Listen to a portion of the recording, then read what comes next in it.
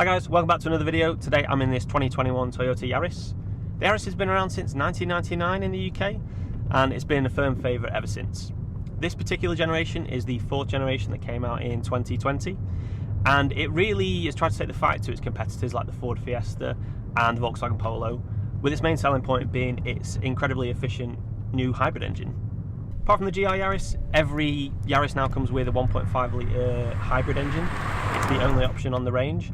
And you'll get brake horsepower of about 115, 0-60 in about 9 seconds. Most importantly, that was a big pothole, you get MPG of about, well, it's quoted at 65, and I mean, I forgot to reset the trip on this since I've had it on test, and it's averaging, it says just under 59, it says 58.6 MPG, and that's after 7,750 miles, so that's not half bad.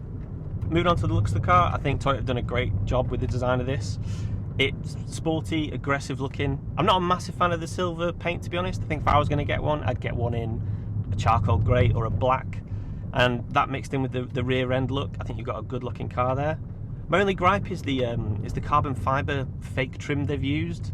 I think leave that kind of stuff to the GR. As for the interior, you know what, I can't complain. It's really spacious up front. I think Toyota have done a great job on the driving position as always.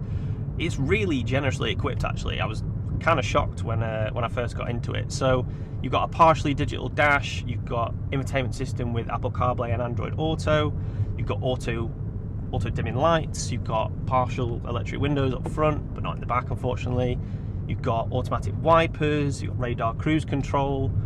I don't really know what else you'd kind of want from a car, to be honest. I think I will say is the infotainment system's a little bit dated. It's still got all the stuff you need on it, but the graphics look a bit old. It's a little bit clunky with the buttons.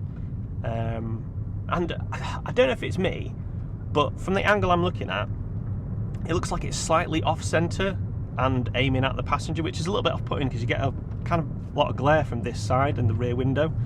I think I'm just being picky there, but it's fairly well equipped, but you'd kind of expect it to be at just over 20 grand new. Like I said, space up front is good, definitely a lot of room here. It's not really the same in the back, a little bit cramped, but you've still got enough space to ferry around adults. And I think at a push you'd get 3 people in the middle. It's not something you want to do on a long journey though. Speaking of space, with this being such a spacious car in the front of the cabin, a sacrifice had to be made, and I think that's been made in the boot. The boot it's not overly small. I think it's the shape of it. You can actually still fit fairly large items in there, but you'll just need to make sure they're of a certain size. I recently became a dad in the latter part of last year and have one of those ridiculously massive prams, and there is not a chance you'll get it in there. So if you're like me and your family's got a big pram, I'd look for another car. So what's it like to drive? Well, you can only get the Yaris with an automatic gearbox now. And to be honest, I don't think that's a bad thing. They've left the manual to the GR. The unit in this it's really smooth, it's responsive, and it just does all the work for you. The ride is comfy, yet not wafty, if that makes any sense. And it irons sort of like all the standard potholes and imperfections out that you'd expect from a car like this. The 1.5 litre petrol engine twinned with the hybrid motor works really well. It's intelligent enough that it'll get you the best economy when you're just zipping around town, but it's still responsive enough that when you want to put your foot down on a twisty road, you can still have a little bit of fun. Used prices in the UK start from around £12,000. For that you'll get a early 2020 model with about 70,000 miles on the clock.